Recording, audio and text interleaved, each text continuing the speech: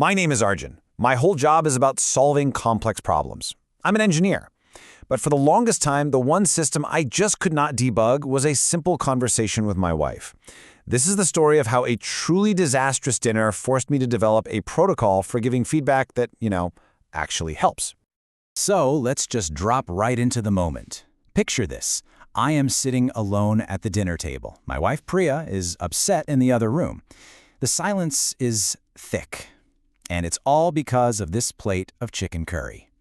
I mean, how on earth did we get here? Well, see, Priya had spent the last 3 hours in the kitchen. She was trying to recreate her grandmother's legendary chicken curry, a dish so complex there's no written recipe for it. She was going purely from memory, and she'd set the table so beautifully you could tell she was really proud, and maybe just a little nervous. And then she asked me that fateful question. So, how is it? And how did I answer? I answered like an engineer, of course. I gave her what I thought was incredibly helpful, constructive feedback. I said something like, "It's good, but I think the tamarind is a little strong. And the chicken, it's a bit overcooked. Maybe more curry leaves next time?" To me, this was perfect. It was a flawless code review. I was just pointing out some bugs for the next version. And that was the result. Her face just fell. She put her fork down, stood up, and said, "I'm not hungry anymore." My specific, actionable, data-driven feedback had completely, utterly backfired. Dinner was officially over. So there I am, sitting alone. And what does any engineer do when faced with a critical system failure? I started a debug session, right there in my head.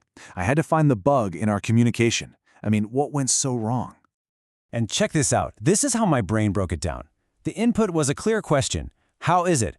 My processing was, logically, to provide an honest assessment. The expected result, useful data for improvement. But the actual result was a total system crash. My logic was sound, but the outcome was a complete disaster. The bug, it had to be in my processing. And here it is. When Priya and I finally talked, she basically handed me the error log. She wasn't asking for a technical critique of her cooking. What she was really asking was, "Did you see how hard I worked? Did you see that I tried to make something special for us?" I had completely, fundamentally misinterpreted the request. And that was the aha moment. It hit me like a ton of bricks. Here I was, meticulously measuring food quality, spice ratios, cooking times, but the variable that actually mattered in that moment, it was effort. It was emotional investment. It was love. I was measuring the completely wrong thing. It reminds me of this concept from quantum mechanics called the observer effect. It basically says that the very act of measuring something changes it. My feedback, that was the measurement, and by choosing to measure the food's flaws, I fundamentally changed the entire state of our evening from a shared, loving meal into a failed performance review.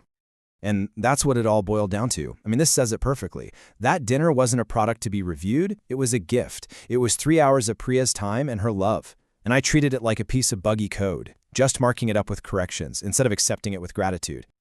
So I knew I needed a new algorithm, a better way to handle these kinds of requests. I needed a protocol that understood the nuances of human interaction, not just the zeros and ones of code. And I decided to call it the validation protocol. I decided to base my new protocol on an idea from machine learning called gradient descent. The whole point is that you take small, careful steps toward the best solution instead of just jumping in. So step 1, you start by validating the effort. Then step 2, you acknowledge the achievement. What this does is it creates emotional safety. And only then, step 3, do you open the door for them to reflect. And step 4, only if they invite you, do you offer specifics. But look, a protocol is totally useless if it's just a theory, right? It needed to be tested in the real world. So I ran 2 experiments, one at home and one at work. So a few weeks later, Priya tries making pasta from scratch for the first time, and it was lumpy. It was definitely lumpy. But before I said a word, I ran my new protocol. I did a quick metadata check. High effort? Yes. New skill? For sure. Emotionally invested? Absolutely. So instead of even mentioning the lumps, I just said, "This is amazing. You made pasta from scratch." And you know what? It worked. Her face just lit up. And later, she actually explained to me why it worked, basically using my own framework against me. By validating her effort first, I created a safe space where she felt comfortable enough to say, yeah, it's not perfect, and then ask for feedback herself. The sequencing, it was everything. Okay, so let's see how this plays out in a professional setting. My colleague Karthik demos a new feature, and it was slow, really slow. Now, the old me would have just jumped right in with, the latency is unacceptable. But the new me started with validation. I said, this is impressive. Getting 3 microservices to work together is the hard part. He immediately relaxed, brought up the performance issues himself, and we figured it out together.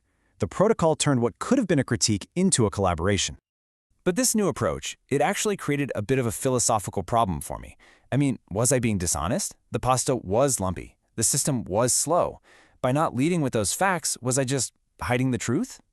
And I realized that in any complex situation, there's never just one single truth. Think about the pasta. All 5 of these statements were true at the exact same time. Yes, the pasta was lumpy, but it was also true that making it was hard, that she tried her best, that she learned something new, and that she really cared. I wasn't being dishonest, I was just choosing which truth to lead with. And that's really the core takeaway here. The objective facts of a situation, they don't change. But your choice of timing, of context, of how you frame it, that determines everything. It determines whether your feedback builds someone up and helps them improve, or just tears them down and shuts the conversation off completely.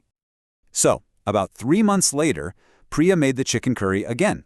This time, she'd done her research, she practiced, and she nailed it. It was absolutely perfect. And when she asked, "How is it?"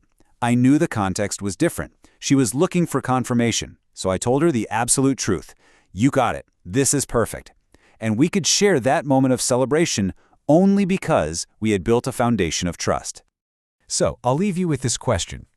The next time someone asks for your opinion, at work, at home, anywhere, just pause for a second, run a little metadata check, and ask yourself, what are you really being asked to measure? Is it the quality of the final product, or is it the value of the human effort behind it? Because believe me, choosing the right variable to start with, it makes all the difference.